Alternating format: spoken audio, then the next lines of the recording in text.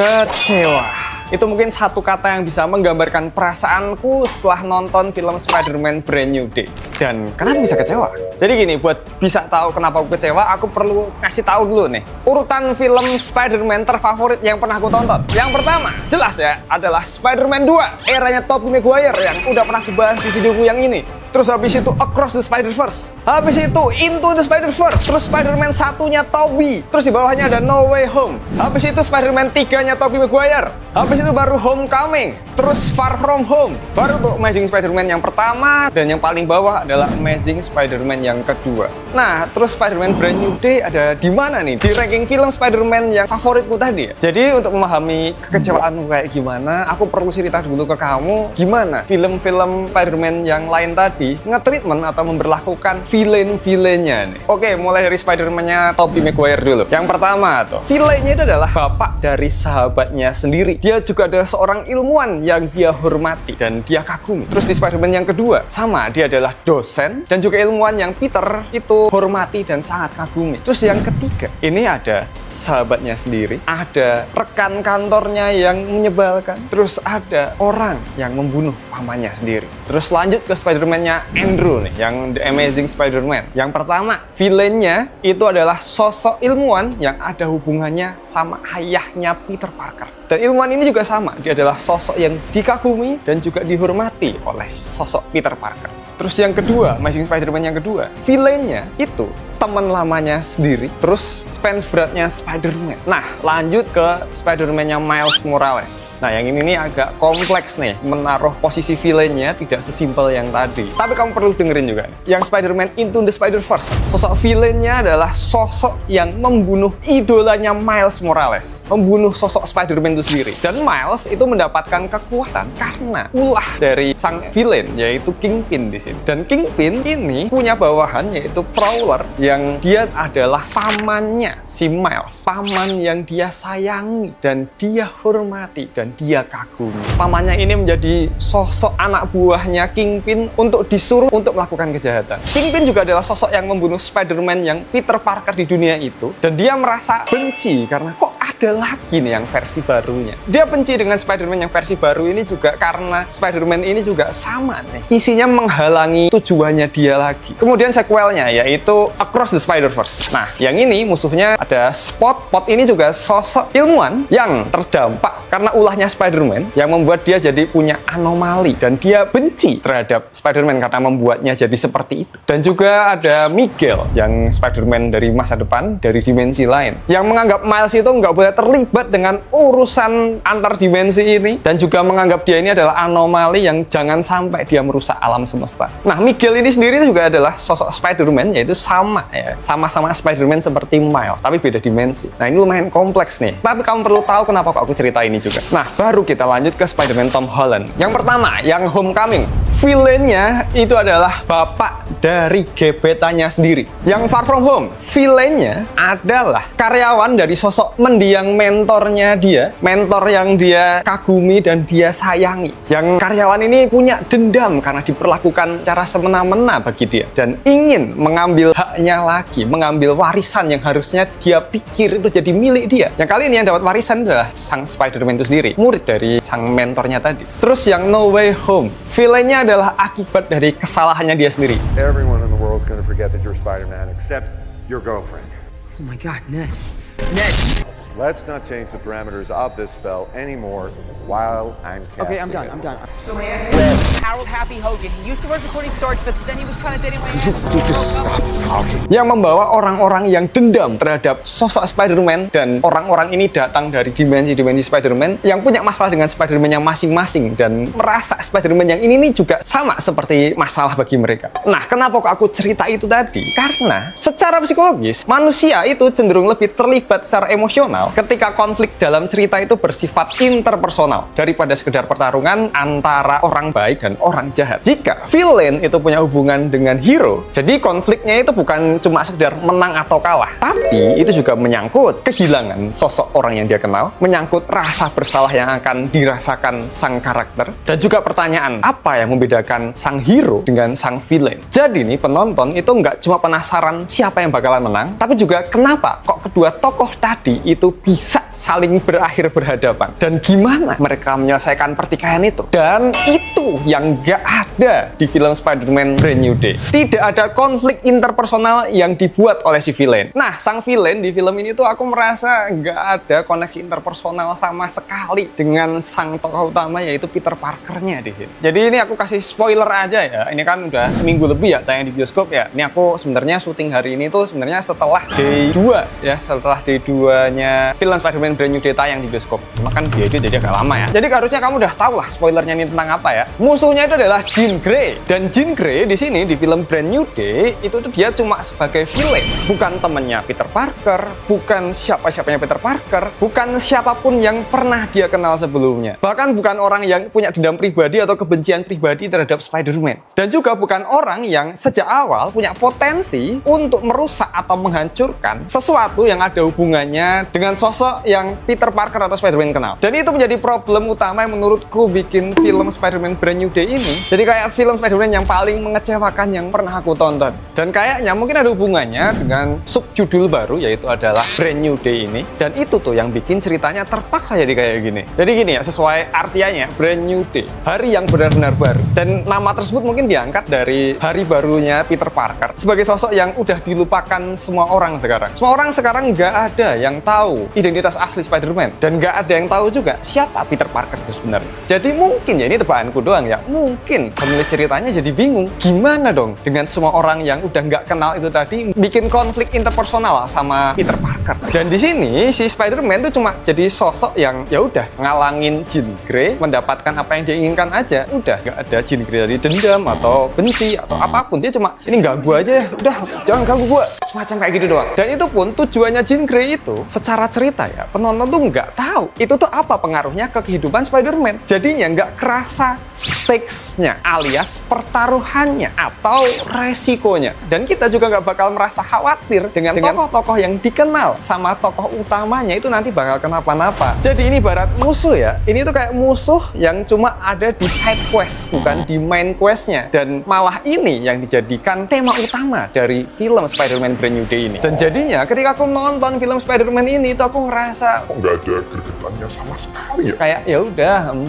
pertarungan nggak khawatir kenapa-napa gitu. Kita coba recall lagi film-film Spider-Man yang sebelum-sebelumnya yang udah pernah aku sebut tadi tuh. Dan kenapa film-film tadi tuh stakes-nya itu lebih tinggi dan membuat film-film Spider-Man tadi jauh lebih menarik daripada film Brand New Day ini. Jadi gini nih, kita ngomongin yang Homecoming dulu. Awalnya mungkin kita nggak tahu ya si Vulture ini siapanya Spider-Man, tapi ketika momen dia di-reveal dia adalah bapak dari gebetannya, jadi suasananya itu jadi gregetan banget. Ini jadi gimana nih nanti? Masa ya aku, misalnya kita memposisikan jadi Spider-Man ya, masa aku harus ngebukin bokapnya gebetan gua sendiri? Niatnya kan mereka mau pacaran ya, masa harus bermusuhan sama mertua nih? Itu kan jadi sesuatu yang kita rasanya tuh gregetan gitu waktu nonton. Terus yang Far From Home nih, ketika si Mysterio itu di-reveal dia itu adalah sosok penipu ya, bukan hero dari dimensi lain. Dia tuh ternyata punya dendam dengan Tony Stark, yaitu adalah mentor dari sang tokoh utama, yaitu Peter Parker. Yang di sini dia itu mewariskan kacamata yang bisa mengakses peralatan-peralatannya si Iron Man, dan itu yang punya ya si Peter Parker gitu. Jadi ketika itu di-reveal itu kita kerasa gregetan luar biasa, karena ini pertama ya, dia ini adalah sosok hero yang awalnya dikenalkan di sini, tapi ternyata dia adalah sosok villain yang menipu Spider-Man. Jadi Spider-Man benar-benar berinteraksi banget sama si villainnya. Apalagi di pertarungan terakhir itu juga teman-temannya, sahabat-sahabatnya, orang yang dia kenal itu terlibat di pertarungan terakhir tersebut dan punya resiko bakal kenapa-napa di situ. Terus yang di Spider-Man No Way Home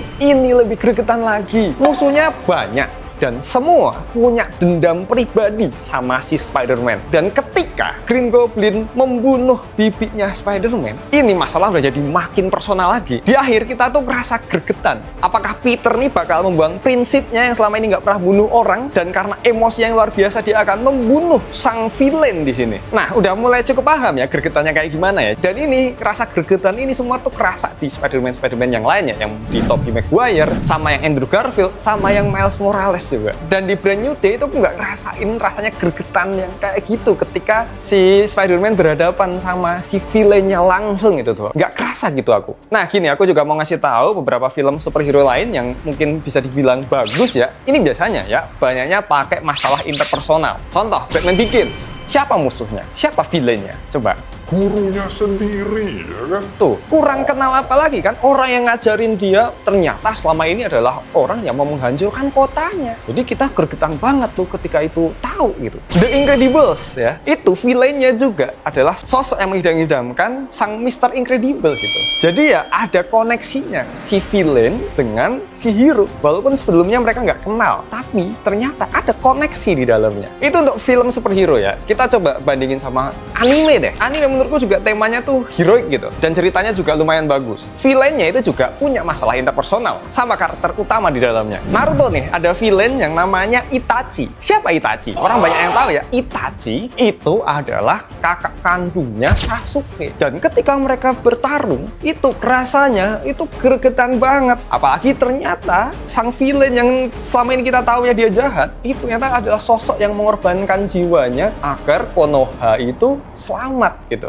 Jadi dapet banget. Begitupun musuh yang lain ya. Misal kita ambil misal aja ya, Madara Uchiha ya. Madara Uchiha mungkin nggak ada ya kekerasannya ya, kenalannya sama Naruto itu apa. Tapi ternyata dia adalah salah satu sosok yang terlibat dengan si Kyuubi alias si rubah ekor 9, dan ada hubungannya juga dengan kematian ayahnya yaitu Minato. Jadi ada koneksinya, dan ketika kita nonton itu tuh gregetan gitu. Tapi nih sebagai contoh juga di Naruto itu juga ketika kita dikasih villain yang utama banget, yang OP banget, yang gak ada koneksi utamanya sama sang karakter utama yaitu adalah Kaguya, tiba-tiba nongol, itu rasanya juga langsung kenapa jadi nggak semenantang itu ya, kenapa jadi cuma gini doang rasanya ya. Kayak gitu juga gak sih yang kamu rasakan? Kalau aku ngerasa kayak gitu ya. Ya itu tadi, ketika sesuatu sifatnya personal itu jadi lebih gregetan. Kalau misal nih villainnya itu nggak ngelibatin masalah personal dengan karakter utamanya, biasanya stakes-nya atau pertaruhannya itu melibatkan suatu area atau objek ataupun orang yang dipedulikan sama karakter utamanya. Jadi ya dikoneksikannya di situ. Kayak misalnya nih, sosok villain ini mau menghancurkan dunia ya. Di dunia itu ada siapa? Ada objek ataupun subjek ataupun tempat yang ada hubungannya sama si karakter utamanya. Jadi dia merasa harus melindunginya gitu. Ada stakes yang terkoneksi dengan si karakter utama, jadinya kita merasa gregetan ketika kita menonton pertarungan yang ada di dalamnya. Nggak usah ngancurin dunia deh, ngancurin tempat, area, atau sesuatu yang dipedulikan sama karakter utama. Di situ tuh jadi sesuatu yang ada pertaruhannya buat tokoh utama melindungi tempat itu dan akhirnya mengalahkan si villain. Nah, Jean Grey ini adalah bener-bener sosok villain yang nggak ngasih itu semua tadi. Iya, memang ada momen dikoneksikannya dikit lah ke sesuatu yang dipedulikan sama karakter utamanya, yaitu momen ketika MJ itu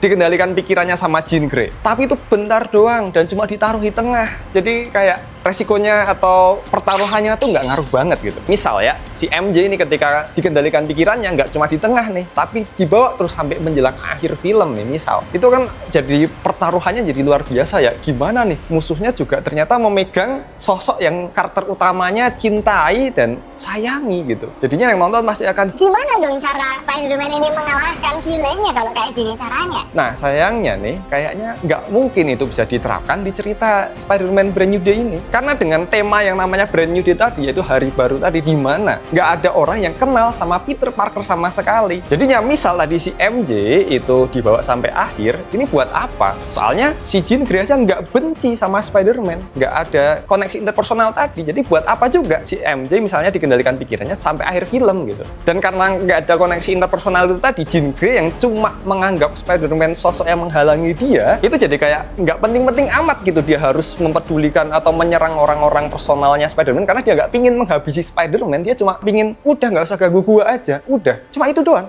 Iya, ada lagi momen koneksi personal di Brand New Day, yaitu pas momen ketika Hulk itu tuh dikendalikan sama si Jean Grey. Nah, si Hulk di sini kan punya koneksi personal ya sama si Spider-Man, yaitu dia adalah sosok yang udah pernah bertarung bareng di film-film sebelumnya, dan di film ini juga sosok profesor dan dosen yang dihormati oleh si Peter Parker karena dia punya ilmu yang pinter banget juga. Tapi ditaruhnya bentar banget, dan cuma di momen ini doang aku kerasa kayak kayaknya di sini nih ada resiko yang perlu diambil sama si Peter Parker nih. Apakah dia harus membunuh Hulk, dimana itu mungkin nggak akan terjadi di filmnya Spider-Man ya. Jadi paling cuma ya gimana caranya si Peter Parker ngejinakkan Hulk Hulk gitu. Seberapa kasar dia akan memaksa Hulk ini kembali jadi manusia. Nah, itu gitu doang. Jadi ya tema Brand New Day ini atau hari yang benar-benar baru ini jadi hambatan buat penulis cerita ini menaruh villain yang membuat pertarungan yang asik dan penuh pertaruhan gitu di film ini. Tapi walaupun itu bisa disebut sebagai hambatan ya, ada sisi lain gimana tema Brand New Day itu tadi jadi sesuatu kekuatan dari film ini. Yaitu karena si MJ itu udah melupakan sosok si Peter Parker itu siapa. Ketika di akhir ya, di momen akhir, MJ itu menemukan surat yang isinya adalah mengatakan perasaannya Peter Parker dan apa yang sebetulnya terjadi terhadap MJ selama ini, kenapa dia bisa melupakan si Peter Parker ditulis di situ. Itu jadi sisi drama yang sangat kuat ketika itu ditampilkan di film ini gitu. Aku ketika nonton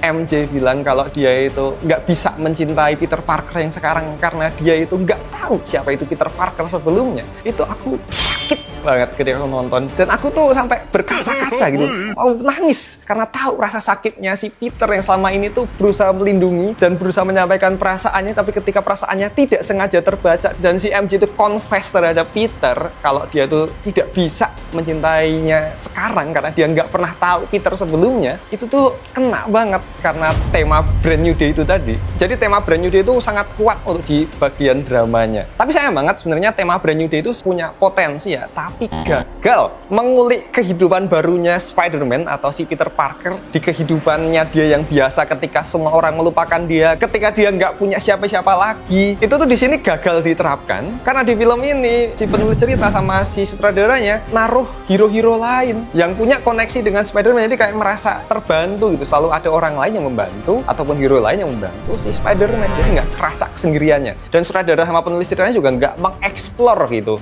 gimana sedihnya hidup sebagai Spider-Man, dimana kan orang taunya ya Spider-Man itu orang yang sedih atau kehidupannya tuh melas gitu, bahasa Jawanya itu kasihan gitu ya, melarat mungkin bisa dibilang, karena dia kayak orang yang kayak nggak punya duit ya, hanya diceritakan, tapi tetap bikin jokes dan membuat semuanya fun ketika dia menjadi superhero. Dan di sini nggak dieksplor itu sisinya itu tadi, karena sosok Peter Parker di sini diceritakan itu juga dia punya alat-alat canggih, komputer-komputer mahal, laptopnya tuh kalau nggak salah ya ROG, terus HP-nya juga Samsung Flip. Itu kayak ini mah orang have ini si Spider-Man walaupun udah ditinggal semua orang. Beda banget ya ketika kita nonton Spider-Man 2-nya Tobey Maguire, itu tuh kayak ya ampun melas banget coy kehidupannya, dan kita kerasa banget feelingnya Tobey ketika memerankan Spider-Man di film tersebut gitu. Tapi ya ini kan namanya filmnya MCU ya, bukan yang Marvel yang terpisah kayak dulu ya. Namanya MCU tuh ada koneksi antar film-film sebelumnya, antar hero-hero lain. Dan ya kalau secara MCU ya ini secara universe-nya ini salah satu keunggulan dengan adanya hero-hero lain di film Brand New Day, tapi juga sebagai kelemahan untuk cerita di film Brand New Day ini. Tapi walaupun aku kecewa ya secara penceritaannya, ada beberapa hal yang aku suka dari film Spider-Man Brand New Day ini. Secara visual ya, ini film Spider-Man Brand New Day ini adalah visual terbaik dari seluruh seri film Spider-Man yang diperankan Tom Holland. Gila! Gambarnya itu kerasa bagus banget gitu ketika dilihat. Sinematografinya itu ada gitu, kepikir angle-angle dimana yang sebelumnya tuh nggak pernah terpikirkan sama sutradara sebelumnya. Yaitu John Watts yang megang Spider-Man Homecoming, Far From Home, sampai No Way Home. Di sini ada shot yang unik banget, yaitu shot yang ada di trailer, shot dari matanya Spider-Man ya, yang ngelihatin dari dalam topengnya itu tuh sebenarnya itu secara syuting nggak mungkin ya ada jarak ya antara mata dengan kacanya sampai segitunya, karena kan kalau secara dilihat dari luar ya kacanya kan nempel gini ya, nggak ada jarak jauh, tapi ketika itu divisualkan seperti yang kamu lihat di trailer itu tuh jadi sesuatu yang wah gitu. Belum lagi adegan-adegan pertarungan slow-mo-nya yang mantep banget lah. Apalagi di sini aku nonton di Screen X-nya CGV. Banyak yang bilang jangan nonton di Screen X, jangan nonton di Screen X. Tapi menurutku ketika aku nonton ini di Screen X ya, itu aku ngerasa aman-aman aja ya. Kayak masuk gitu ke dalam filmnya ketika adegan-adegan bertarung, ketika adegan-adegan swing ya, adegan gelantungannya Spider-Man itu kerasa kayak kita tuh kebawa gitu. Jadi tambahan layar di kiri kanannya tuh bikin pengalaman nontonnya tuh lebih mantap ya. Cuma nggak tahu kenapa ya, ini mungkin ya buat CGV ini please ya kalau dengerin video ini, Screen X nih audionya kurang banget cuy. Jadi visualnya oke tapi audionya nggak dendeng gitu ya. Pertarungannya Spider-Man kurang kerasa duar gitu. Apalagi sebelumnya tuh aku bisa nonton The Odyssey di 21 yang suaranya suaranya, walaupun aku nggak nonton di IMAX ya, di Jogja nggak ada IMAX nih, sayang banget. Kapan IMAX ada di Jogja? Itu suaranya tuh menggelegar parah di 21. Ini kenapa CGV nggak kayak gitu nggak tahu, tapi yang jelas jadinya aku kurang buar gitu pertarungannya, padahal visualnya udah bagus banget. Nah, secara pertarungan ini juga aku suka banget untuk film Brand New Day ini dibanding film-film Spider-Man yang Tom Holland sebelumnya gitu. Pertarungan hand to hand ya, atau pertarungan tangan kosong, Spider-Man kan nggak punya senjata ya, banyak pertarungan menggunakan tubuhnya gitu. Di sini benar-benar dibikin bagus banget, apalagi banyak pertarungannya kan memang sama orang-orang yang nggak punya power laser atau semacamnya ya. Jadi kayak misal pertarungannya sama Scorpion di sini, itu juga apa ya, raw banget, kayak kerasa itu tuh di-shot dengan sangat bagus dan pintar gitu. Belum lagi pertarungan sama The Hand yang mungkin cuplikannya udah nongol di trailer ya, yang pakai baju-baju merah itu pas momen di akhir pertarungannya, gila, itu pertarungannya belum pernah nih aku rasain pertarungan seindah dan sebagus ini di film Spider-Man yang Tom Holland yang sebelum-sebelumnya gitu. Belum lagi untuk adegan swing atau gelantungannya Spider-Man. Nah, di sini ya sekali lagi adegan gelantungannya Spider-Man di Brand New Day itu jauh lebih bagus daripada 3 film Spider-Man-nya Tom Holland sebelumnya. Ini adegan swingnya apalagi di Screen X ya, kerasa mantap gitu. Angle-angle yang kayak ngikut tuh gelantungannya, kerasa getarnya itu tuh kerasa banget. Ya memang kalau masih dibandingin sama adegan swingnya Spider-Man-nya Andrew Garfield ya masih kalah ya.